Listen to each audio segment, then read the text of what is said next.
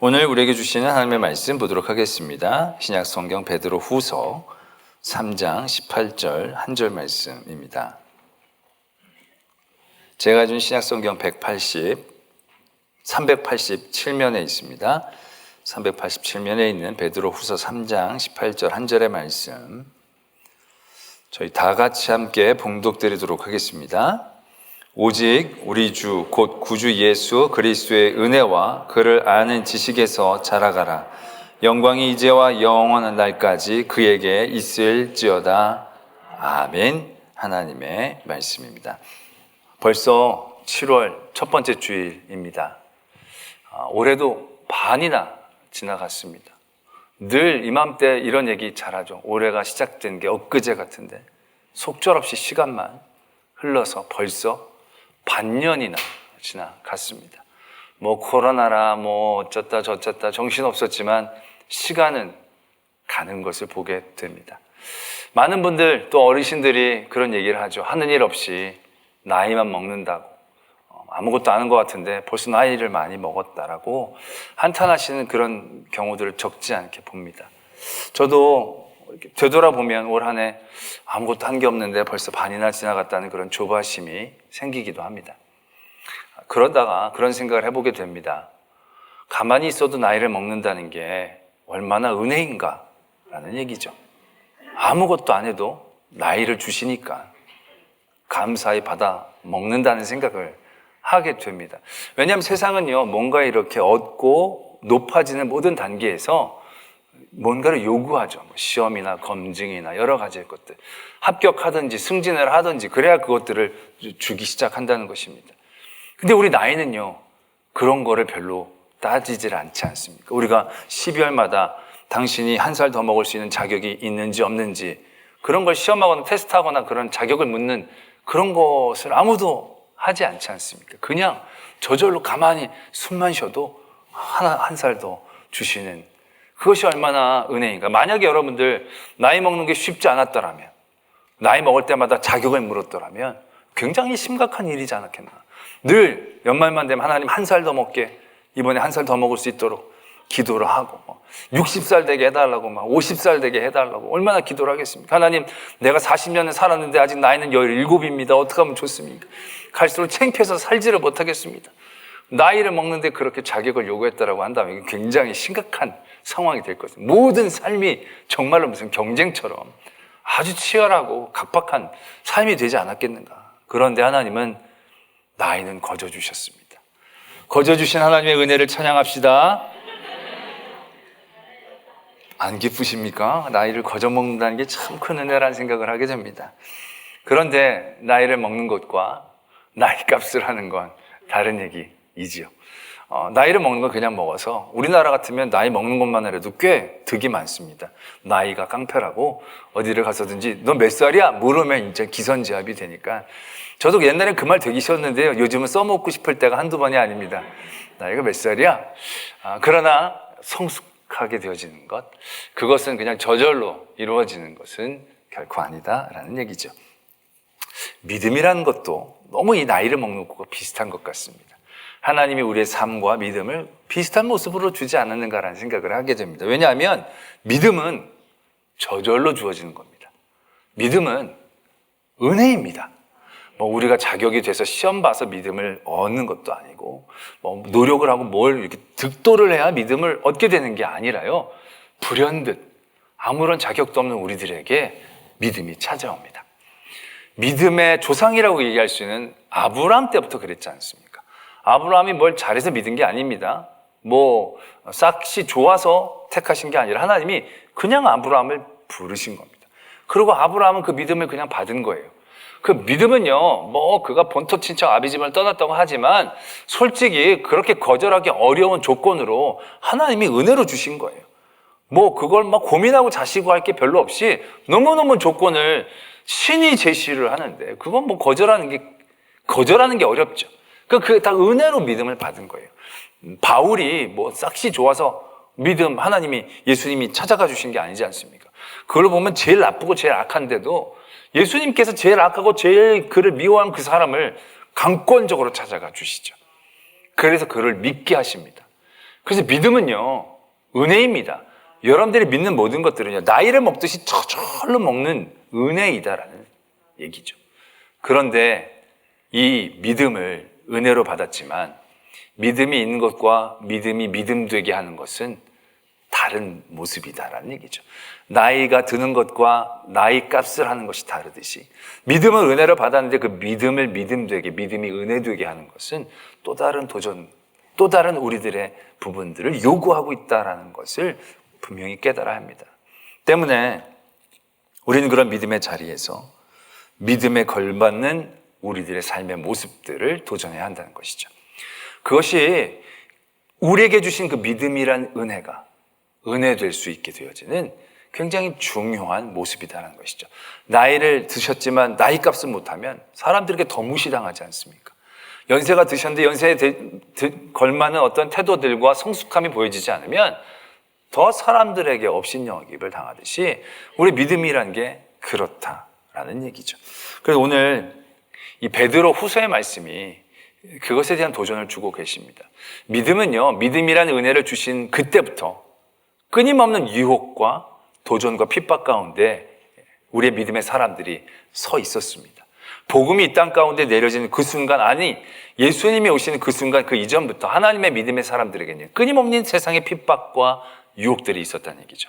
그러한 모든 삶의 상황들 가운데에서 믿음이라는 은혜를 받은 사람들이 그 은혜를 지켜나가기 위해서, 나락에 떨어지지 않기 위해서, 그 은혜가 은혜되기 위해서 해야 할 것들을 하나님은 분명히 우리에게 오늘 말씀을 통해서 가르쳐 주신다는 거죠. 베드로 후서의 말씀이 그런 배경을 갖고 있습니다. 초대교회 교인들이 예수 그리스도께서 승천하신 이후에 곧 다시 오심을 기다리고 있었습니다. 너희들이 올라간 그것을 본 그대로 내가 내려오리라 예수님이 말씀하셨기 때문에 금방 내려오실 줄 알았어요. 그래서 하루 이틀, 한 달, 두 달, 1년, 2년, 10년, 20년 예수님이 더디어 오시는 거예요. 그러다 보니까 바깥에서의 어떤 핍박과 압력뿐만이 아니라 안에서의 타락과 죄악들이 또한 그들을 공격하기 시작한 거죠. 거짓 가르침들이 생겨나기 시작했다는 것입니다. 그렇게 불안해하는 사람들을 이용해서, 그들의 불안과 두려움을 이용해서 그들이 권세를 누리고 그들이 그 사람들을 장악하고 주장하는 일들 가운데 서는 거짓 교사들과 선생님들까지 교회 안에 나타나기 시작한 거죠. 안팎의 큰 위기 가운데 믿음의 사람들이 놓여있게 되었다라는 것입니다. 그런 가운데 오늘 18절 말씀이 베드로 후서에서 얘기하고 있는 여러 믿음의 권면들을 집약적으로 요약하고 계시는 그러한 부분이 되어진다는 것이죠. 너희가 구주 예수 그리스도의 은혜와 그를 아는 지식에서 자라가라. 이것이 믿음의 은혜를 받은 성도들이 그 믿음의 은혜를 지킬 수 있는 굉장히 중요한 명제가 되어진다는 것이죠. 자라가라. 그리스도의 은혜와 그를 아는 지식에 자라가야 한다는 것입니다. 만약에 그렇지 않으면 어떻게 되느냐? 17절에 그것이 바로 적혀져 있죠. 사랑하는 자들아, 너희가 이것을 미리 알았은즉 무법한 자들의 미혹에 이끌려 너희가 굳센 데서 떨어질까 삼가라. 만약에 우리가 그리스도의 그 은혜와 그를 아는 지식 안에서 날마다 자라가려고 하지 않으면, 날마다 성숙하고 성장하는 데 깨어있지 않는다면요, 우리는 그 믿음의 은혜의 자리에서 나락으로 떨어질 수밖에 없게 되어지는, 그 유혹에 취약할 수밖에 없게 되어진다는 것을 분명히 깨달아야 합니다. 그래서 믿음 안에서 자라난다는 것은요, 선택사항이 아닙니다. 더 잘 믿을 사람만 해야 될 것이 아니라 믿음이라는 은혜를 지키련, 아니 그런 믿음의 은혜를 받은 모든 사람들에게 필수적으로 요구되어지는 신앙적 도전이 되어져야 한다라는 것입니다. 그래서 올 여름은 우리가 그것을 우리의 요절로 말씀으로 삼았습니다. 그래서 오늘 이 영어가 그 뜻입니다. 이게 GREOWINTH, 이게 그 뜻입니다. 자라라, 은혜 안에서. 지식까지 적으면 너무 길까 봐 은혜 안에서 이렇게 딱 적었습니다. 그렇다라고 한다면 자라나간다는 것은 어떠한 모습일까? 우리가 인간적으로 성숙하는 것은 여러 가지로 공부하고 배우고 익혀서 자기 학식을 높이고 윤리적인 등급을 높이고 그런 것을 성숙이라고 얘기할 수 있는데, 그럼 그리스도의 은혜와 그를 아는 지식 안에서 자라나간다는 것은 우리들에게 어떤 구체적인 모습들을 보여주고 있느냐, 우리가 어떻게 하여야 자라간다라고 얘기할 수 있을까? 우리가 기도를 많이 하면 자라나는 것인가? 성경을 많이 읽으면 자라나는 것인가? 헌신을 많이 하면 자라나는 것인가? 과연 우리가 어떻게 해야 자라나는 것이냐? 물론 기도 열심히 성경 많이 보고 봉사 열심히 하면 성숙할 수 있죠. 그런데 이것은 방법적인 것이고 이것이 우리에게 주어지는 초점이 있어야 우리가 성숙할 수 있다. 잘할 수 있다는 것을 오늘 우리는 깨달아야 한다는 것입니다. 그것을 알기 위해서 우리는 이제 믿음의 첫사람이라고 얘기할 수 있는 아브라함의 모습을 한번 따라가 볼 필요가 있습니다. 아까도 말씀을 드렸지만 아브라함은 은혜로 믿음을 얻었어요. 그가 뭘 잘해서가 아니라 가만히 있는데 갑자기 하나님이 그를 부르셨어요. 그래서 이제 믿음이라는 은혜를 이제 아브라함이 받았죠. 그리고 나중에 이제 그의 믿음이 성숙해서 믿음의 조상이라는 타이틀까지 얻게 되어지는 과정을 한번 쭉 살펴봐야 합니다. 그가 본토 친척 아비집을 떠나라 그래서 믿고 떠났습니다. 떠났는데 떠나자마자 처음 만난 건 순종했기 때문에 얻은 복이 아니에요. 순종했기 때문에 만난 시련이었습니다. 본토 친척 그 비옥한 초승달 지역에서 떠나서 그 가나안 지역으로 왔는데 거기 가뭄이 든 거예요, 하필. 그래서 그 땅에 계속 있기가 어려워서 점점 남쪽으로 애굽으로 내려오게 된 거죠. 애굽으로 내려왔는데 거기서 또 큰 시련을 만나게 되죠. 뭐냐면 사라가 너무 이쁜 거예요. 그러니까 이 애굽의 왕이 그 여인을 데려가는 거예요. 많은 지참금을 주고 사라를 데려간 거예요. 이 정말로 큰일 났습니다. 이건 뭐 아들은커녕 자녀는커녕 부인까지 뺏기는 큰 시련과 절망 가운데 아브라함이 처해진 거죠. 근데 그때 하나님이 강권적으로 나서십니다. 역사하십니다. 그래서 바로의 집안에 재앙을 내리셔서 바로가 깨닫고 사라를 돌려보냅니다. 그가 사라를 보낼 때 얻은 재물과 함께 그가 다 가지고 애굽을 떠날 수 있게 되어집니다. 어떻게 보면 병 주고 약 주신 그런 상황이 되는 것이죠. 굉장히 어떻게 보면 아브라함에게 있어서는 고민이 되어질 만한 상황입니다. 그러나 그런 모든 일련의 사건들을 통해서 아브라함은 성숙해집니다. 그의 성숙을 어떻게 알아볼 수 있느냐면 그 다음에 일어난 사건을 통해 알아볼 수 있습니다. 그 다음에 어떤 사건이 일어나느냐면 조카 롯과 그가 함께 지냈는데 서로 가축이 많아지니까 함께 있을 수가 없게 된 거예요. 서로 나눠질 때 아브라함이 어떻게 했느냐면 그가 삼촌이고 먼저 선택할 수 있는 충분한 자격과 조건을 갖고 있었어요. 그런데 아브라함이 그가 먼저 선택하지 않습니다. 아무거나 해도 자기는 괜찮다라고 얘기합니다. 그리고 롯이 먼저 좋은 데로 가라고 얘기해 버린다는 얘기죠. 거기 굉장히 비옥하고 짐승을 기르기에도 좋은 땅이 너무 틀림없이 보이는데 아브라함이 거기에 매이지 않습니다. 너가 먼저 선택하고 가라. 그 다음에 이 아브라함은 나머지의 곳을 택한다는 것이죠. 그는 어떠한 땅, 물이 많고 세상에 조건이 있는 땅이 좋은 게 아니다라는 사실, 그것이 그렇게 중요하지 않다는 사실에 대한 성숙함이 생긴 거죠. 그러나 하나님과 함께하면 된다라는 생각 가운데 롯에게 그것을 양보해 줬다는 것이죠. 굉장히 성숙해진 모습을 우리가 발견할 수 있습니다. 그의 성숙은 여기서 멈춰지지 않죠. 그 다음에 계속적인 시련들이 일어나게 됩니다. 롯이 소돔과 고모라 땅에서 살다가 전쟁이 일어나서 포로로 끌려가죠. 아브라함이 그것을 자기가 목숨을 걸고 가서 다 구해내옵니다. 구해내왔는데, 그렇게 애써서 구해나왔는데 그 소돔과 고모라 땅이 그들의 죄악으로 인해서 멸망을 당합니다. 그 이전에 이 아브라함이 많이 애를 썼지만 소용없었습니다. 그 땅이 불로 멸하게 되어집니다. 그 광경을 보면서 아브라함이 얼마나 큰 두려움을 가졌겠습니까? 하나님께서 심판하시는 것이 저런 것이구나.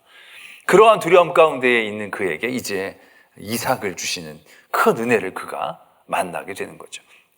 그러한 어려움 가운데 하나님은 이삭을 통해 아브라함을 위로해 주셨습니다. 근데 그 다음에 가장 큰 위기와 시련을 만나죠. 그게 바로 뭡니까? 이삭을 바치라 라는 것이었습니다. 근데 이때 아브라함이 정말로 하나님에게 인정받는 성숙한, 그 믿음이 성숙하여진 결정적인 모습을 보여주죠. 그 아들을 거침없이 하나님 앞에 바쳐내는 일들을 그가 하는 것을 보게 됩니다. 아브라함이 그래서 믿음의 조상이 되는 그러한 일들이죠. 아브라함이 일련의 여러 삶의 자리를 통해서 성숙하고 성장해가는 모습들을 발견하게 됩니다. 근데 그의 삶의 자리에서 늘 좋은 일만 있었던 게 결코 아니었죠. 늘 그에게 형통한 일들만 있었던 게 아니었습니다. 70대 중반에 부름받아 약속을 받고 나왔지만 25년 동안 그는 제대로 된 아들을 갖지를 못하고 있는 상황 가운데 처해져 있었습니다.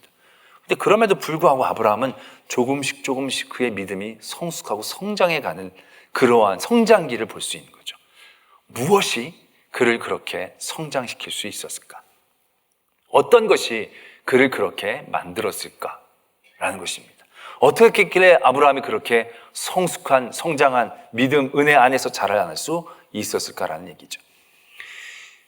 이 반대되는 예를 한 번 더 살펴보면 베드로 후서에서 발람의 얘기를 들고 있습니다. 발람은 민수기서에서 보면 그 하나님의 선지자였는데, 하나님의 말씀을 받은 사람이었는데 출애굽한 이스라엘 민족을 이 발락이라는 왕이 저주해달라고 이제 그 사람을 불렀던 그 선지자입니다.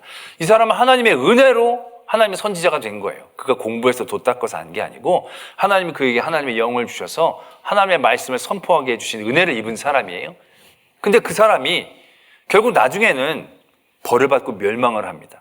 베드로 후서에서도 그를 불의의 싹 때문에 멸망한 사람으로 적고 있다는 얘기죠. 근데 민수기에서 보면요, 약간 좀 억울해 보여요, 이 발람이. 왜냐하면 솔직히 하나님이 가라 그래서 가고 하라는 말만 했거든요. 물론 약간 좀 온전하지 못하지만 그래도 하나님에게 크게 죄진 것 같아 보이진 않아요. 그런데 이 발람은 그냥 멸망당하는 거예요. 왜 발람이 이러한 일들을 겪게 되어졌을까라는 얘기죠.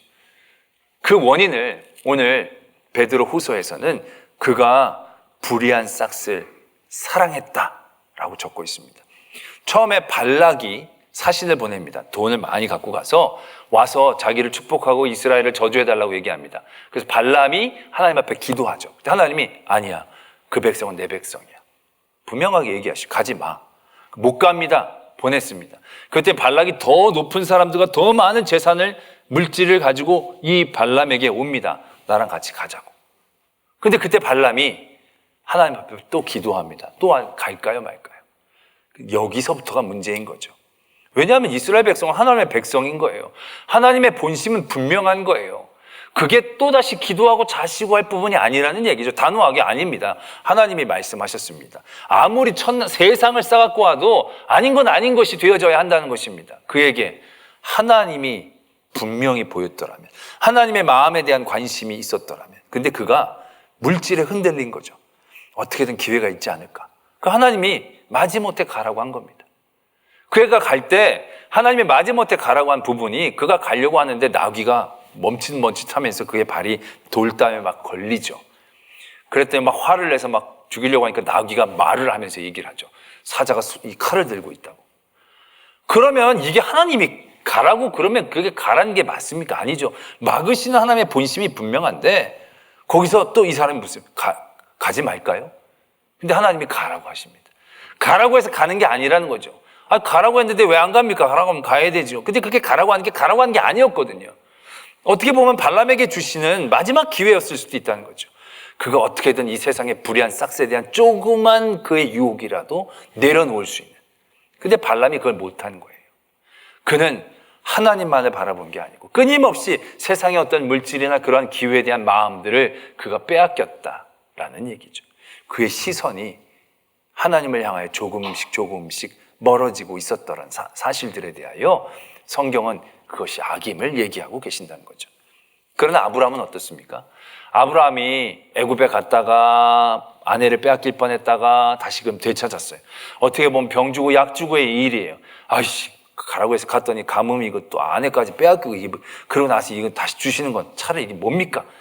불평할 수도 있는 일이에요. 그런데 나중에 보면요, 그런 모든 일들 가운데서 아브라함은 하나님을 품은 거예요.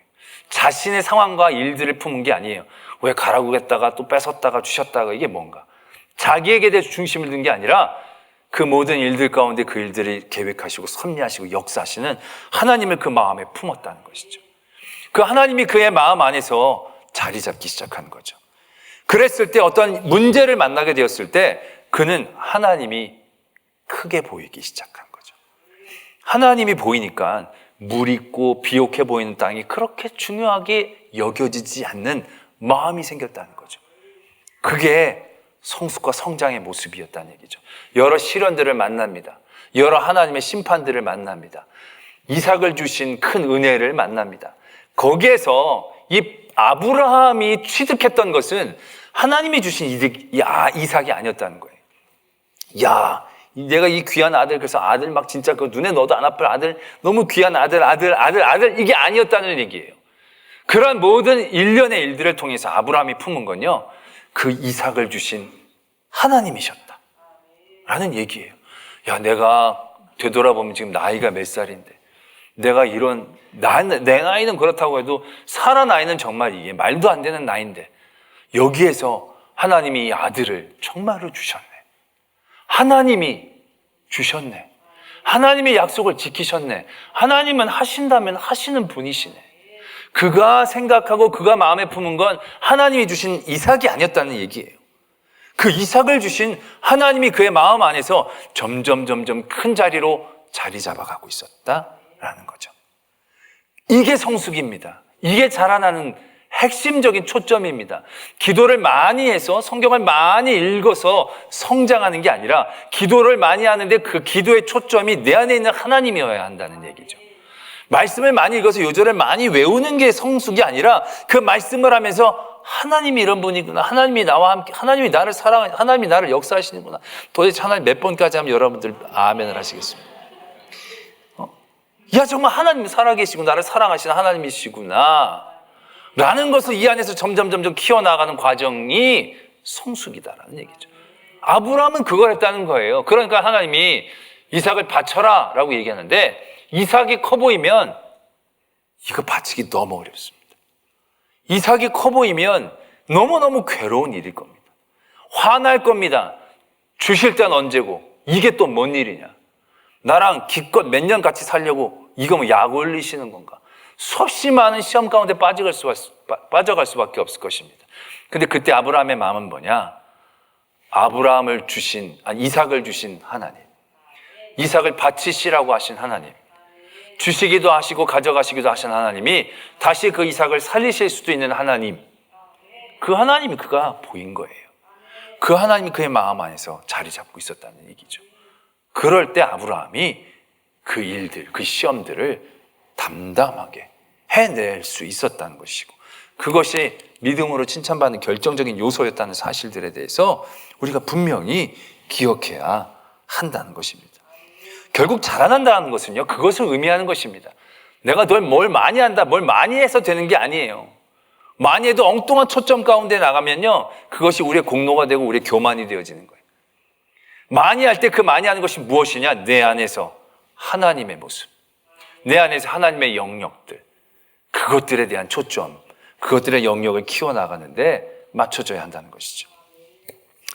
그것에 대한 좋은 예화가 있어요. 어떤 예화냐면, 어떤 집사님이 아이가 이제 대학에 입학할 때가 되어졌어요. 그래서 열심으로 1년 동안 기도했어요. 진짜 정말 모든 사람이 봤을 때 지성이다라고 얘기할 만큼 정말 열심히 기도했어요. 이 사람이 기도하면서 확신을 얻은 거예요. 아, 이게 하나님께서 은혜를 주시겠다. 그런 확신을 얻어요. 기도를 하면서도 이 애가 떨어질 생각을 별로 안 할 정도로 편한 마음을 주셔서 열심으로 기도를 했어요. 그리고 시험을 봐서 발표가 났는데 어떻게 됐겠어요? 붙었으면 예화가 안 됐겠죠. 떨어졌어요. 떨어지니까 기대만큼 낙심도. 아니, 그 마음의 확신, 그건 무엇이란 말인가? 하나님이 나를 가지고 놓으신 거란 말이냐. 이게 하나님이 정말로 나를 사랑하신다면 이러실 수는 없지. 온갖 분노와 원망들이 막 쌓이는 거예요. 참다. 내가 오늘 하루만 가서 기도하면서 하나님한테 욕 직사도록 한 다음에 내가 그냥 안 다녀 보내리라. 마음을 먹고 와서 기도를 시작한. 그때가 무슨 부흥회 때였나 봐요. 막 기도를 하는데 그때 깨달은 거예요. 아, 내가 한 게 이게 기도가 아니구나. 내가 한 게 이게 욕심이고 정욕이었구나. 하나님이 내게 참 이렇게 기도하게 한 은혜를 주셨는데 내가 그것도 모르고 애만 기도하고 하나님 앞에 기도 안 하고 회개를 막 한 거예요. 그래서 그때 막 너무 감동이 되고 너무 우니까 간증을 시켰더니, 간증을 듣고 교인들이 다 감동을 받아가지고 막 은혜의 바구니, 도가니가 된 거예요. 그러고 나서 마치고 다 돌아서 평안한 마음으로. 근데 전화가 왔어요. 그 학교에서 한 명이 등록을 안 했어요. 추가 등록을 하라고. 그 합격을 했다. 이게 딱 맞는 예화예요. 무슨 얘기를 하는 겁니까? 애가 합격한 얘기가 아니에요, 지금 이 얘기는. 합격한 게 중요한 게 아니에요. 여러분들 합격했더니 얼굴 표정 좋아지고 그러는데 그게 중요한 게 아니에요. 이게 딱 맞는 거예요. 왜? 기도하게 되어진 초점. 우리는 애가 합격하는 것으로 맞춰지지만 그게 아니에요. 그의 삶의 자리에서 하나님을 더욱더 알아가는, 하나님만을 더욱더 의지하는 그런 일들을 만난 거죠. 떨어졌어요. 원망하고 그렇지만 그런 시련이 그는 하나님을 더 알아가는 은혜의 자리가 된 거죠. 그런 시련을 통해서 하나님의 이것도 은혜이구나, 그동안에 주신 은혜에 대한 더 깊은 깨달음이 되어진 거예요. 그 은혜에 대한 관심, 하나님을 알게 되어진 그곳 가운데 자기 시선이 돌아서게 된 거죠. 그리고 나서 애가 추가로 붙었다는 거. 어떻게 보면 그렇게 동네방네 소문 다 냈는데 차라리 떨어져서 재수한 사람에 붙는 게 낫지, 추가로 붙었다 그러면 꼴등으로 붙었다는 거 아니에요. 그리고 굉장히 좀 그럴 터인데 그게 중요한 게 아닌 거죠. 이미. 왜?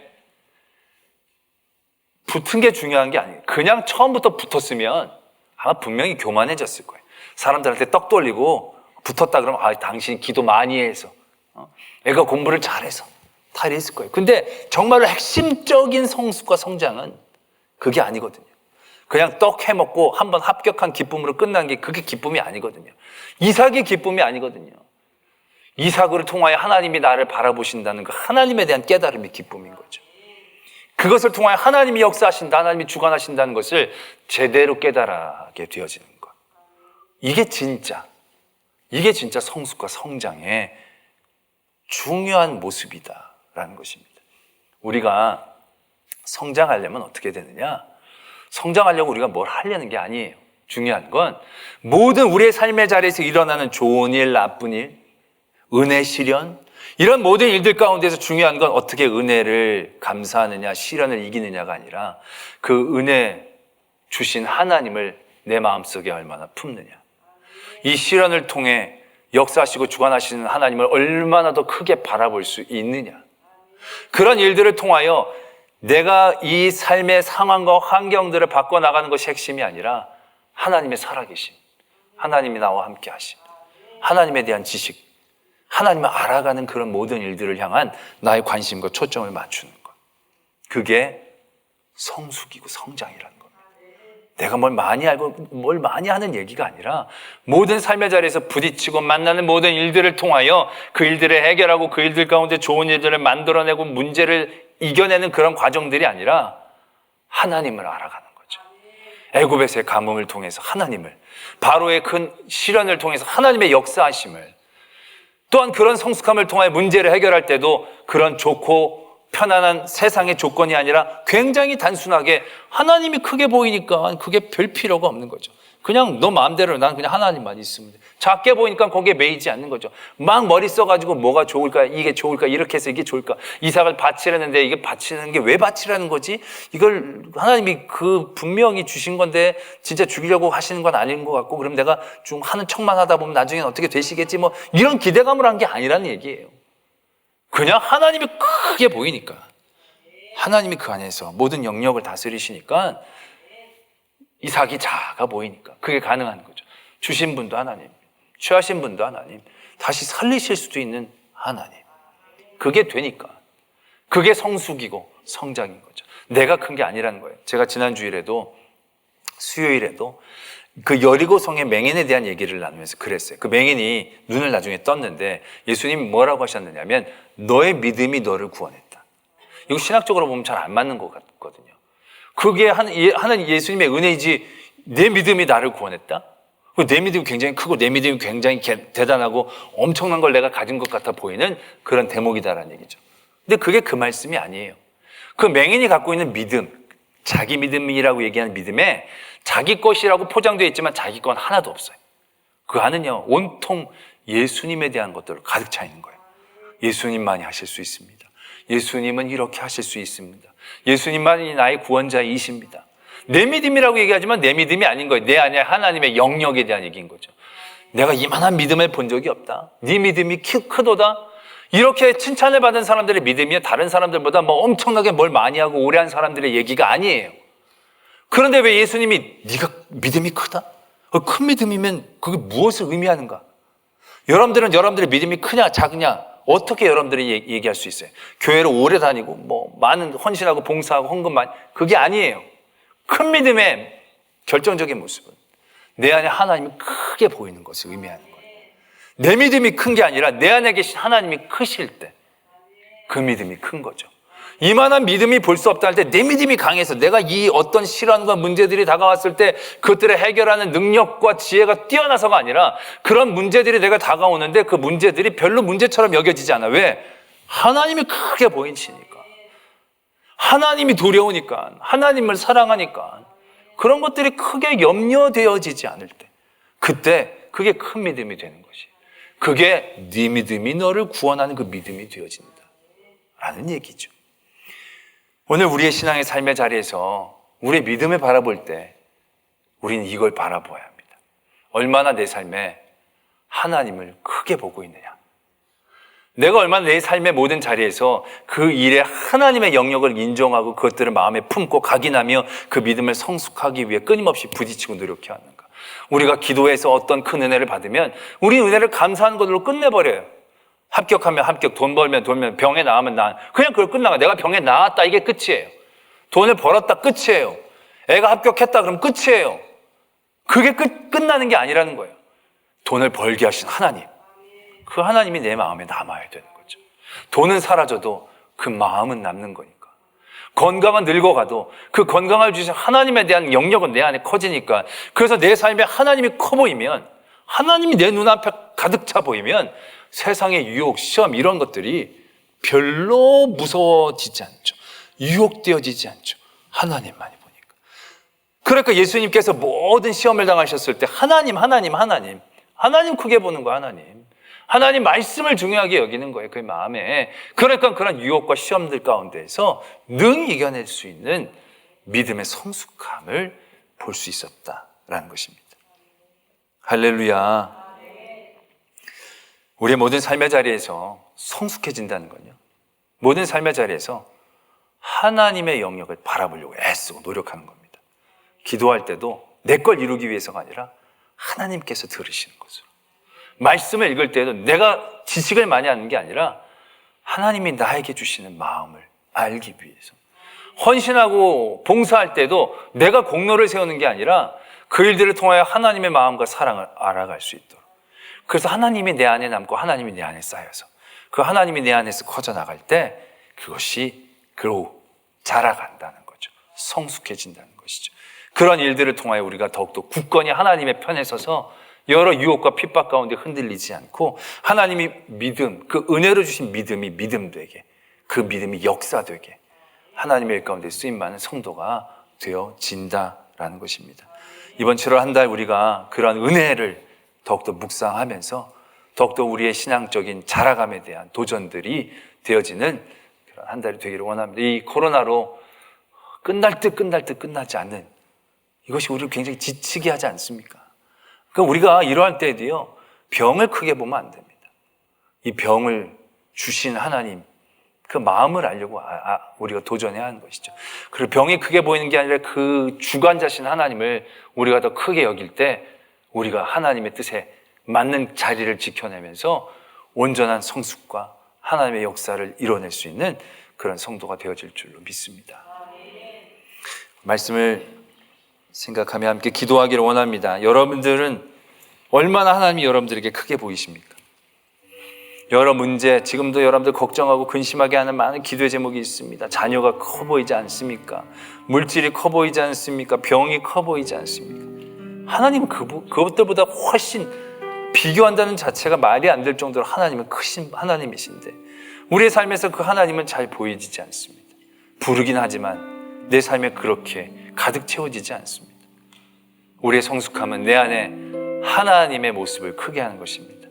그러기 위해 우리 모든 삶의 자리에서 누리고 만나고 생각하는 그 모든 일들 가운데에서 하나님을 붙잡아야 합니다. 하나님을 품어야 됩니다. 하나님을 남겨야 합니다. 그리고 그 하나님의 우리에 대한 기업과 고백들이 우리의 성숙함이 되고 우리의 큰 능력이 되어질 것입니다. 하나님, 내 안에 하나님이 커 보이는 은혜를 주시옵소서. 모든 삶에 역사하시고 주관하시는 하나님을 인정하고 고백할 수 있는 저희들 되게 하여 주시옵소서. 그래서 여러 시험이나 유혹 가운데 흔들리지 않고 정말로 하나님 주신 은혜와 하나님을 아는 지식 가운데 성숙해 갈 수 있는 성도 되게 하여 주시옵소서. 이러한 기도의 제목으로 하나님 앞에 기도드리겠습니다. 하나님 아버지, 우리의 어리석음, 우리의 연약함 긍휼히 여겨 주시옵소서. 주님이 주신 이 큰 은혜 가운데 성숙해 가기를 원합니다. 자라가기를 원합니다. 늘 우리의 삶에 마주치고 우리와 함께 하신 하나님을 깨닫고 고백하며 만나고 품고 남기기를 원합니다. 그 하나님에 대한 기억과 하나님의 역사들이 우리 안에 소망 쌓여지게 될 때 하나님, 우리가 하나님 앞에 담대해지고 하나님이 내 삶에 가득 채워주실 때 하나님, 우리가 성숙한 믿음으로 승리케 하여 주시옵소서. 세상의 여러 유혹과 핍박 가운데에 흔들리기 쉽습니다. 그것들이 너무 커 보입니다. 그러나 우리 모든 삶의 순간순간, 시간 역사하시는 하나님의 세심한 손길들, 은혜들, 그 한 가지 한 가지를 깨닫고 도전하며 부딪히며 내 마음에 쌓아놓습니다. 그래서 내 안에 하나님이 커지고 내 안에 하나님이 위대해지고 내 안에 하나님의 온전함들이 고백되어질 때 그 하나님만 보이게 하시고 그 하나님만으로 그 유혹과 핍박들을 이겨낼 수 있는 성도들 되게 하여 주시옵소서. 믿사오며 예수 그리스도의 이름으로 기도드립니다. 아멘.